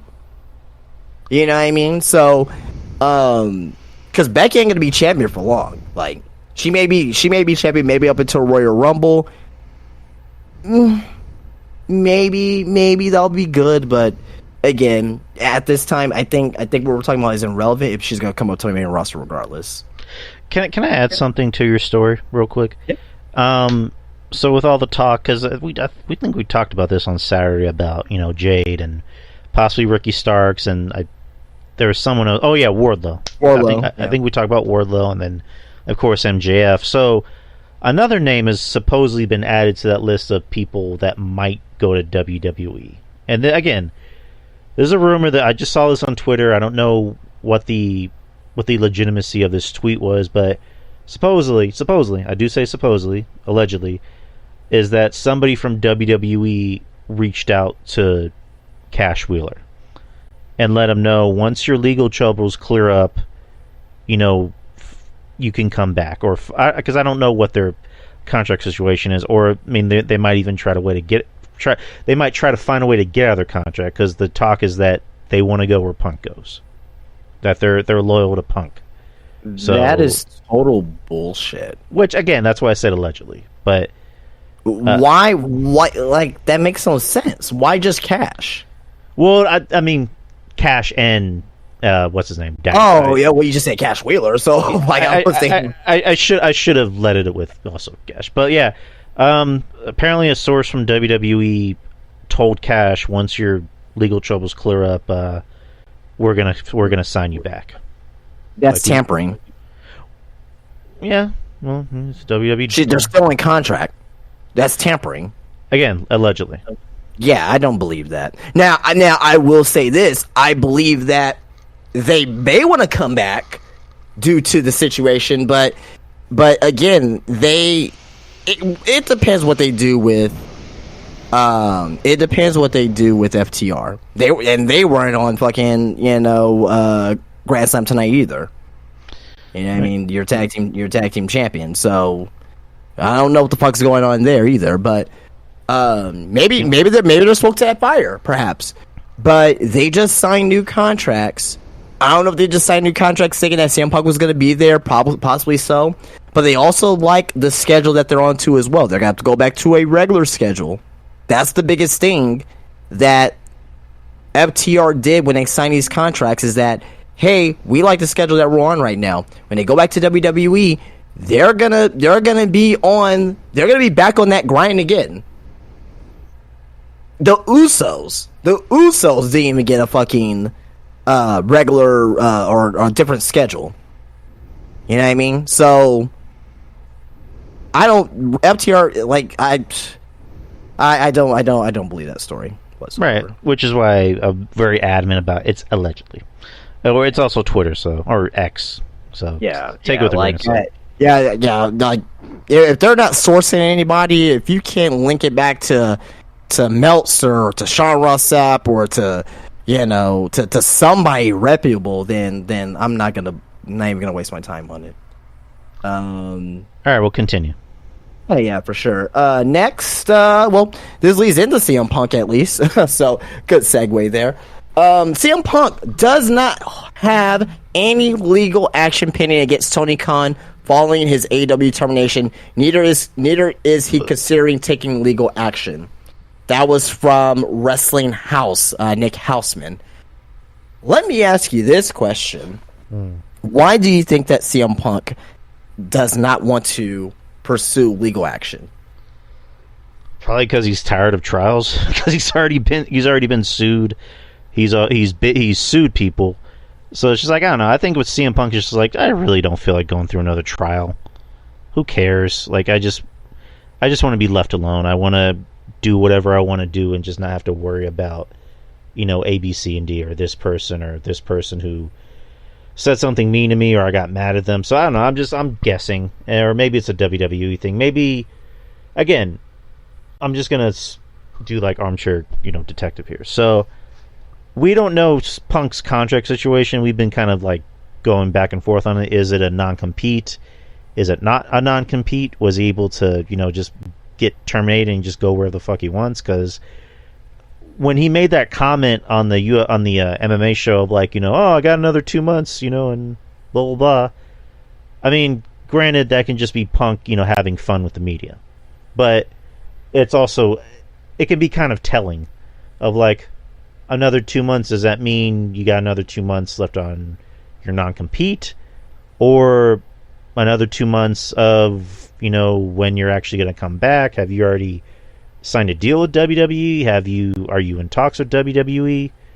So maybe that could be one of many things, alluding to this, him not wanting to seek legal action, is that WWE is just like, don't worry about it. Yeah. Just fuck him. Like, yeah, that's one of my things too as well, because WWE won't touch Punk if he's in legal trouble. Right. If he's in legal trouble, they're not going to touch him, because they don't want to be put into that situation, because once it involves WWE, then now WWE's a part of it. They don't want that. So yeah, I'm 100% agree with you, because that's what I was going to say. Also, on top of that as well, on the other side of the coin, Tony Khan fires CM Punk with cause. Steven Seagal Punk. He fired CM Punk with cause. Okay. So remember what was said. He feared for his life. Apparently, Punk lunged at him. Maybe that was 100% true, and that's probably why he doesn't want to go through legal action as well. So it could be both of those things. But I'm leaning more towards that CM Punk and WWE, they're going to be in bed together again, and he does not want to pursue legal action because he's going back to WWE. Right. And he doesn't want WWE to be in that boat as far as legal ramifications and being part of it and all that there. So take your losses, and WWE, wherever WWE is going to pay you, is probably going to be just as much, if not more, than what AEW was paying CM Punk right. there. Mm-hmm. So last thing on the CM Punk thing. As of right now, today is September 20th, 2023. Do you think that we will see CM Punk at Survivor Series? Oh boy. I mean, the last episode we did was, the title was called Wait and See. So I think when he does come back, it's gonna close out the show, because they're not gonna do that shit in the beginning of the show or the middle. Like, if I had to guess, he's gonna come out maybe during War Games as like a surprise opponent. If I had to guess, like, maybe they can do the whole, whatever the War Games match is. I'm assuming it's going to be Judgment Day versus fill in the blank of whatever baby faces. And they can do the whole thing of like, one of our partners got taken out. We need a new partner. And Cody can be like, I know a guy, wink. And at the end of the night, they're waiting for the last guy to come out. Kind of like at War Games NXT when it was Undisputed Era versus who was it? Ciampa. Help me out here. That was 2019. Gargano, and who else? Ciampa, Gargano. I think Damian Priest. Keith Lee. I think. Okay, there. Keith Lee. And Kevin Owens came out. Kevin Owens was a surprise opponent, which, according to Kevin Owens, he was supposed to go back to NXT to, like, I guess do a program with Cole, but it never happened. Which that would have been cool. But I mean, they can do that where, like, Punk is, the surprise, partner for, Cody and his team. I'm assuming it's going to be Cody and his team. And the whole place is going to go apeshit bananas. So, I don't know. I really don't know. I can't really speculate as to how he's going to come back. I mean, maybe WWE can, like, advertise it I really don't know. But what do you think? I think that he will be back in WWE. If you're asking me right now today, I think he will be back in WWE. Survivor Series, that is the perfect spot for it. It has to make sense if they do bring him back. But at the end of the day, I think that CM Punk will be back in WWE. Now, if he does come in WWE, that's just throwing more of a wrench into WrestleMania plans, because you got Punk, possibly The Rock, Roman, Cody, maybe Cena. Where does this all fucking fit? So I trust WWE to make the right decisions at the end of the day, but I would not want to be part of that those politics there for sure. But no, sir. Yeah. All right. So that is it for CM Punk. Next. Yeah, this is coming from Sean Ross Sapp, and also as well. Jesus Christ, man! I forgot his name. God, he's from Figure 4, Wrestling Observers, not Brian Alvarez or Dave Meltzer. It's the other Andrew Zane, Andrew Zarian or something like that. Mm-hmm. I think his name's Andrew Zarian or Andrew Zane, whatever his name is. But anyway, Max is adding a live sports tier to their service, which will be branded as Bleacher Report. It will be additional $10 and will be at no extra charge for Max subs through February 2024 promo period.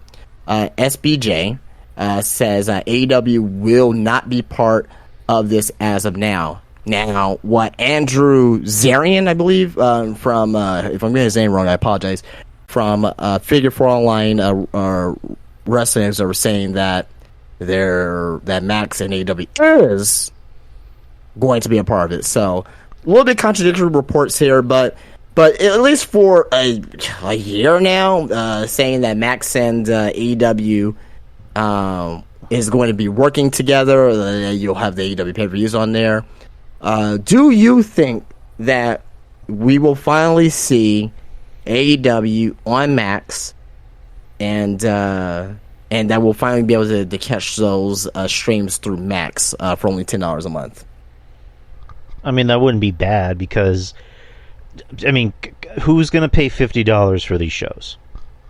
Like, a lot of people do, but these last couple shows, they weren't worth the $50. So I think being on Max is a better idea, because it's just like, all you got to pay is $10 and you get AEW for free, or AEW pay-per-views for free. So I'm fine with that. I mean, it's one of those things of like, I need to wait until it actually happens, because we've just been hearing nothing but conflicting reports of like, AEW is going to get their own streaming network. AEW is going to get this. AEW is going to be on Max. AEW is going to blah, blah, blah. So if it does happen, cool.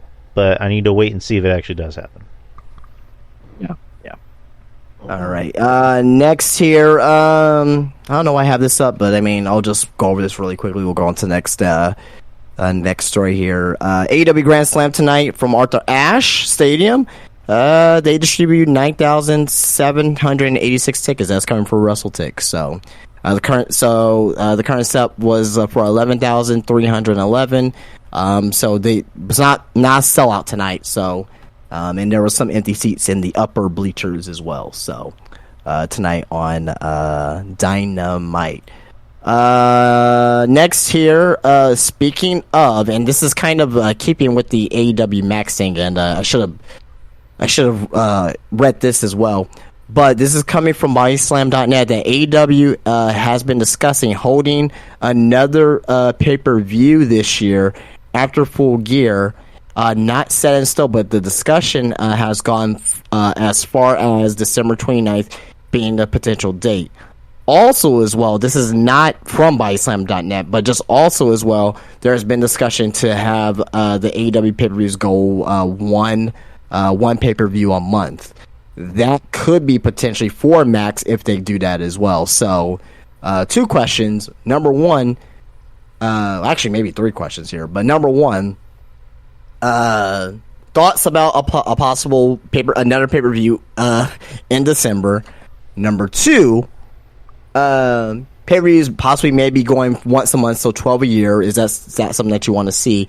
And number three, do you think, and this is the most important question, do you think that possibly going 12 pay-per-views a year, that AEW TV will matter more due to having to force not booking week to week to week, actually booking with a long-term plan going forward. Do you think that's something that AEW can do with these pay-per-views possibly going to once a month?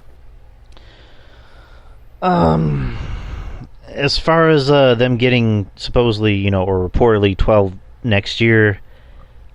Well, I didn't say next year. I'm just saying that could be a possibility.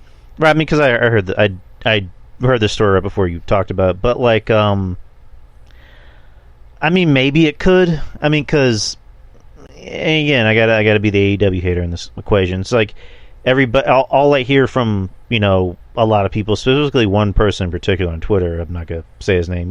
He's a good guy. He's a friend of the show. Where like he always likes to hammer at home, long-term storytelling. Long-term storytelling. I'm like, dude, can you tell me what you think long-term storytelling means? So, I think it's a good thing that AEW has less pay-per-views, but in some ways, I think it kind of hampers them because it feels like they have all this time to book these matches, but by the time the matches happen, they kind of have this very underwhelming feeling to them. Well, most of them. I mean, the only good thing going on in AEW, in my opinion, the only good storyline going on in AEW is the MJF and Adam Cole thing. Everything else is just like I don't know what the story is behind these people. I don't know why they're mad at each other. I don't know why I should care. So having a pay-per-view each month, I think maybe could help them book better. Because like you said, it's like forced booking of like, okay, you gotta step your game up for this pay-per-view that's coming up in July. And then you have another pay-per-view coming up in August. And August is another thing that they do. Sorry to interrupt, but another thing that is hampering AEW is that they put on nothing TV for like 2-3 weeks straight. Then like, oh, we got a pay-per-view in 2 weeks. Okay, let's start telling story all of a sudden. Right. So I think having a pay-per-view every single month will kind of force them to keep telling stories, like regardless of the situation or continuation of stories. So, I think it's a positive thing. But also at the same time as well, if Tony Khan doesn't tell stories and if he just books like, oh, we're gonna do dream matches, then it's like, oh fuck, that's gonna make it even worse. So so I see it from both sides that it could be a benefit or it could be a detractor, but we don't know what it's gonna be because it hasn't happened yet. So and also just AEW is an independent company with a big budget. And that their thought process, like you just said, is like, let's do dream matches, let's do wrestling matches. Oh, we have a pay-per-view coming up in 3 weeks. All right, we got to book. Whereas, if you have a pay-per-view coming up each month, that gives you that, what do you call it? That's sense of urgency. Sense of urgency. There you go. I was going to say that. To know I got to book for the next show. And, for this pay-per-view, I got to start booking for the next show, and the next show, and the next show. So, I mean, I think having 12 pay-per-views could maybe do them some good. Maybe. I would not do 12 pay-per-views, but what I would do is maybe 8. So that way it can kind of breathe a little bit. But that's just me personally. Like, if they do 12, so be it. But so it can breathe a little bit more. But yeah. Any other thoughts about that before we move on here? Nope. All right, a couple more things here. Sheamus' current WWE contract is up in 2024. That's from Fightful Select. Do you think Sheamus re-signs with WWE, or do you think that he may wind his career down? I think Sheamus is staying put. I mean, if he were to retire, let's just say, he's still going to stay with WWE. Like, they're going to offer him a Legends contract, if I had to guess. Maybe but like do an you ambassador. think that his in-ring career could be tailing off? Or do you think that he still wants to wrestle and maybe go somewhere else? Or he ain't going nowhere. I'm sorry to cut you off, but like, yeah, he ain't going nowhere else. I think maybe his in career might be kind of tapering off because he's no spring chicken. He's like, what, in his mid-40s? Yeah. So I think if I had to guess, he might be given that Orton type of schedule. where he's going to be a part timer, and quite frankly, I think Sheamus has kind of deserved it. Oh yeah, for sure. To get that kind of schedule because he's a WWE guy, and I mean, once upon a time, there was a point where Sheamus didn't lose, and when he lost, it was like special. I mean, it was like, holy shit, Sheamus lost. So I think Sheamus, will resign, and they might just give him like a part-time schedule. No, sorry, go ahead. To kind of spend more time at home, because I know he's married. I don't know if he wants to have kids or not. Maybe he does. Maybe he doesn't. I don't know. But yeah, they'll resign him, and and if I had to guess, they'll give him like a part-time schedule. So 0-100 chance of him, his contract coming up, not resign with WWE and go to AEW. 0-100. Hell no, he ain't going to AEW. Hell no. So 0? 0. Okay. Well, Edge may be going over there, and no one thought Edge was, it was a WWE lifer, so. Never say never. I think he's gonna still be with WWE, but never say never. Things can happen. A couple more things here. This is Vince McMahon news. Several WWE employees who were in attendance at yesterday's meeting, which was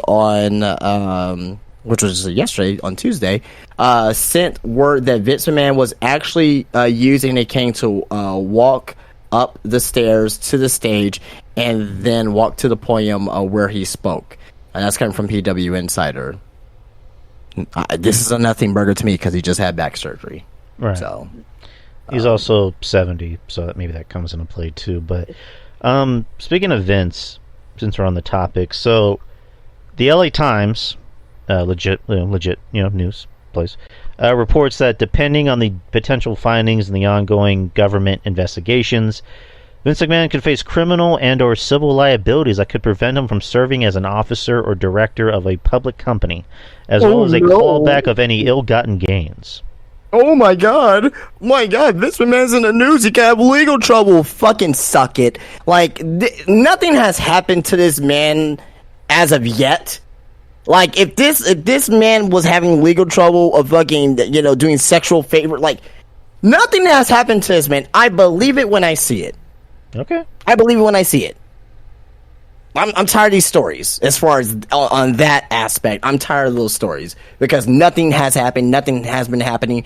Remember, the guy had back surgery. The guy had back surgery when the feds were going to raid his condo. And he had back surgery, and all of a sudden, the feds didn't raid his condo. So I don't fucking know, man. Once it happens, it happens. But as of right now, I can give two shits. He says he wants to run WWE until he's 120 years old, and apparently until that's Kurt Angle. And imagine Vince McMahon running WWE for another 45 to 50 years. He's gonna run WWE by the time I'm 80 years old, bro. Man, I'll be dead. I'll be dead before Vince McMahon. That's fucked up. You know what I mean? That's Van Khali. Yeah, Van Khali the third at that point. Shit, man. Are you going to be the godfather of his grandchildren? I already am. Oh, sweet. But yeah. Last, as far as news is concerned, then I'll just run through the ratings after this here. This is interesting. I don't know how it's gonna work. I don't know what they're trying to appeal to here, because it's one demographic from another demographic from another demographic. But WWE is working on a deal to secure an appearance from Cristiano Ronaldo at their November Crown Jewel pay-per-view in Saudi Arabia. That's coming from Dia Rias. Diaro AS, which I'm assuming that is some Spanish sports thing, whatever. Maybe for soccer, I'm not sure, but thoughts about that? I mean, another celebrity coming to WWE to kind of get more eyes and ears on the product. I mean, Bad Bunny worked, Logan Paul worked, Pat McAfee worked. So, hey, I mean, the more the merrier. We'll see. As whatever they can do to improve the company, I'm all for it.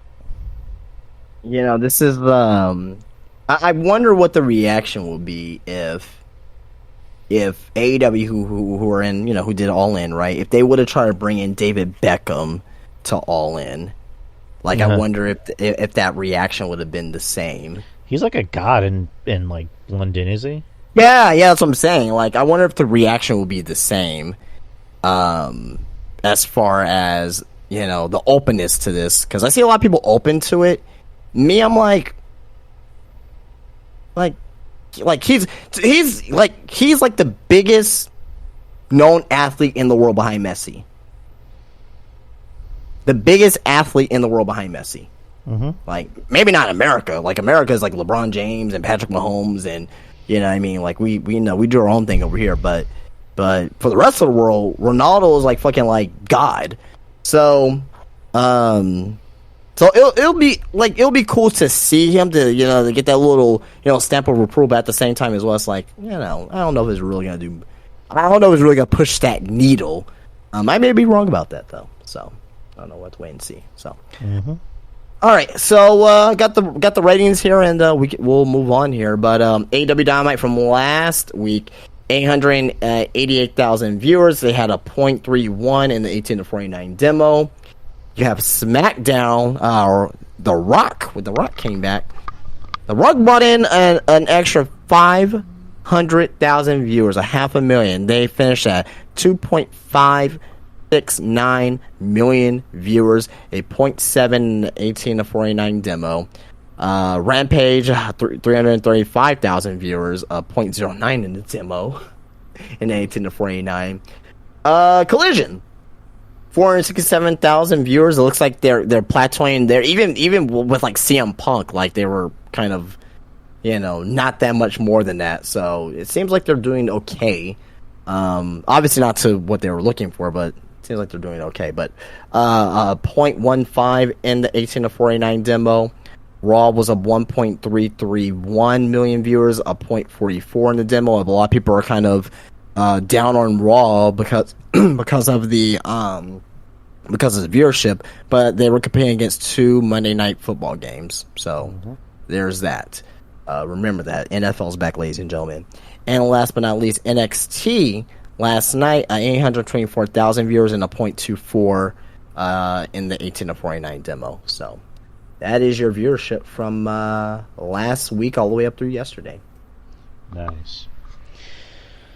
Is that all the news? That's it. All right. Let me ask you something before we get to what we originally. I have one last thing. I'm sorry to interrupt. I forgot my announcement. Go ahead. Yeah, Justin. Yeah. I forgot. I totally forgot about my announcement. So yeah, guys. I'm starting a new podcast. Beginning on next Monday, which is the 25th. It's gonna be a live stream daily wrestling news podcast. Going over the previous night shows, reviewing the previous night shows in detail. And the podcast is called the Morning Slam Podcast. And I'll be changing my name on here too as well to the Morning Slam Podcast as well. So Spine Buster is still going on. So, but I'm really just doing this, as a passion project, doing it for fun. I love to get my word out there, and kind of want to do it on a live platform on YouTube where I am. Where it's in a video podcast. But also as well, I'll have it on Spotify and Apple and all that stuff as well. So, as soon as the show ends, I'll put the link to the channel down in the chat here, and also probably next week I'll probably put my Twitter and my Instagram in there as well. Once we start getting a little bit of traction over there, I'll have you guys follow that too as well. But yeah, new podcast. So it'll be perfect for you guys waking up. Have something to listen to in the morning.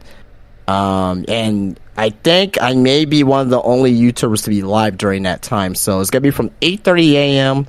to 10 a.m. Central Standard Time. So, can't wait to start this adventure, man. It should be pretty fun. And, again, it'll be perfect for people who's driving to work or getting ready for school or wherever the case may be. Or if you're at the doctor's office, it'll be a great listen. So, that's it. Yeah, man, I look forward to it. And everybody else, again, the Morning Slam podcast, Monday mornings. Monday mornings will never be the same again. Well, it'll be 5 days a week, but yeah. Or Monday through Friday. Yeah, not just Mondays. Like that's just kind of weird. Just do it on a Monday. So yeah, Monday through Friday, an hour and a half each day, and daily news. Daily news, daily reviews, and some fun stuff on there as well. So definitely check it out. Because again, I wanna do something different in the space, and no one's really doing daily podcasts on YouTube in the morning. Right. The only other morning shows that's out there right now is Busted Open Radio, but that's on a series. You got to pay for it. With me, you don't have to pay for it, and I'm definitely less qualified to be talking about this other than Bully Ray and fucking Dave LaGreca and fucking Tommy Dreamer. But yeah, it's for fun though. I'd rather listen to what you have to say over Bully Ray or Tommy Dreamer, but. I can't wait for the show, man. Monday, you said this coming Monday is the debut, right? Yeah, debut this Monday, live on YouTube, and gonna try my very best to upload the shows on Spotify and other platforms as well. So nice. So, question before we get into what we're gonna talk about. So, did you want to try and do like the first? Like, what is it, 500 through 400, or did you... Because I have an idea. Because I would love to just do a whole show just about this list, if you're up for it. So, I don't know if you want to try and do maybe, like, 500 through 400 tonight, or maybe save the list for, like, another show. So, do you want to do that show tomorrow or Friday? Tomorrow's Thursday. Friday SmackDown. I mean, we can just do it after SmackDown if you're interested. It's up to you. We can probably do it tomorrow. I'm gonna be doing a mock, a mock stream at night. Mm-hmm. Oh no, I'm doing that tomorrow. I'm probably gonna be doing it tomorrow. Actually, tomorrow in the morning. We'll do it Friday. Let's do it Friday after SmackDown. Right. You want to do it after SmackDown? Yeah, that's fine. All right, sweet. All right, so you heard it here first, guys. Friday night after SmackDown, we will be doing a special show dedicated to the PWI.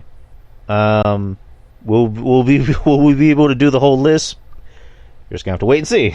But we did a kind of a relatively short show tonight, under 2 hours, but a pretty good show, pretty good conversation, and we're gonna save the meat and potatoes for this Friday night after SmackDown. I'll make sure to post in the event. But, yeah, man, Justin, of course. Always great having you on here, man. Absolutely. And also, as always, be sure to follow Justin. Be sure to shop at Spinebuster Tees if you live in the San Antonio area. If you're driving in, if you're visiting a friend, family, coming down to Spinebuster Tees. Is at Wonderland Mall of America. If you're a wrestling fan, it has everything you need. Everything you need. Not even just that. I mean, I got people on my website buying shirts. I just got a guy that bought a shirt in Cincinnati. Got another guy, I think yesterday, bought a shirt in Arizona. So if you're across the country, you get a shirt, and get it shipped out to you. It takes maybe about a week and a half. Mm-hmm. And if you can't physically come in the shop, if you want to support the what I'm doing. You can definitely check out SpinebusterTees.com and get yourself a t-shirt. Nice. It's a damn good deal, people. Bought a Funko Pop today. It's an Eddie Guerrero Funko Pop. I've been having my eye on that thing longest time. Finally bought it. I don't regret it. It's money well spent. Oh yeah, it's a great pop. Love it. That and the RVD Funko Pop. I have them side by side by my PS5 where they belong. So. And also, like Justin mentioned, this Monday morning it will be the debut of the Morning Slam podcast, which will be live on YouTube. Monday through Friday, Monday through Friday, right? Yeah, Monday through Friday. It'll be weekday. Right now it's 8:30 till 10. Some podcasts may be a little bit shorter, but as of right now, it'll be through 8:30 a.m. to 10 a.m. And yeah, that's what I'm gonna be doing going forward. If it gets big, who knows, man? And, we'll see where it goes from there. But I really like the idea of a morning live YouTube interactive podcast that people can come in and watch. And and at the end of the day, there's gonna be some people who are not gonna be able to do it. But if you're unable to do it, great, or come in and watch, great. But there'll be the live stream will always be up, and you can watch it afterwards too as well. So just because it's in the morning doesn't mean it's not relevant. Nice. And you know where to find me, people. X, well, now it's called X. Facebook, X. Facebook, Instagram, X. Social media, just look me up, Drew Yari. And the show is everywhere where podcasts are distributed: Spreaker, Google Podcasts, iTunes. It's on YouTube as well. I have a YouTube channel, so be so kind to follow that channel to get those subscribers up. And then, of course, there's the Patreon. It's only $5 a month. It's just a measly $5 a month, people. It's the best money you'll ever spend. It's the shows are usually non-wrestling related, but every now and then we'll talk about wrestling. I do a show with RJ. I do a show with Ruben that we just put out. I do a show with Jeff Littman. That's usually like a monthly show because Jeff has like 85 shows to do. Well, maybe less than that, but so just $5 a month, people. It's good money. Good money well spent. You won't be disappointed. I also do a show on Tuesday morning with RJ and Monty. It's called Friendly Neighborhood Marks. We just talk about the week in wrestling. I'm not the host of this show. Monty is. Monty will be Brother Monty will be the host of that show. I am the guest. I'm the guest host. So we just put out a new show. It's pretty good. I mean, those shows are always fun. It's always fun not to be the host every now and then. Just sit back and relax and let somebody else drive the car. And shout out to everybody who's supports the show, who's friend of us, friend of the show, Wrestling Soup, Mish, who gave me the platform to be on here. Of course, Joe Numbers, John Draper, B. O'Brien, Shaheen, who makes the graphics for the show, Yuck Nasty, who makes the music for the show, Anthony V, who makes the music for the show, RJ, Monty, Ruben Prime, Jeff, Trez, Kevin Castle, and just everybody else who's a friend of the show. Shout out to you guys. Love you all. And we'll be seeing you guys this Friday for a special show.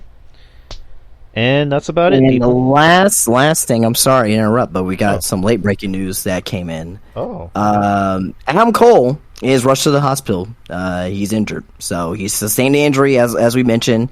Wasn't really much of anything, but he was rushed to the hospital, so hopefully he's okay. That's no bueno. But hopefully he is okay. But alright guys, we are done for the night. And we'll see you this Friday. So peace out guys, have a good week and be safe. Peace out.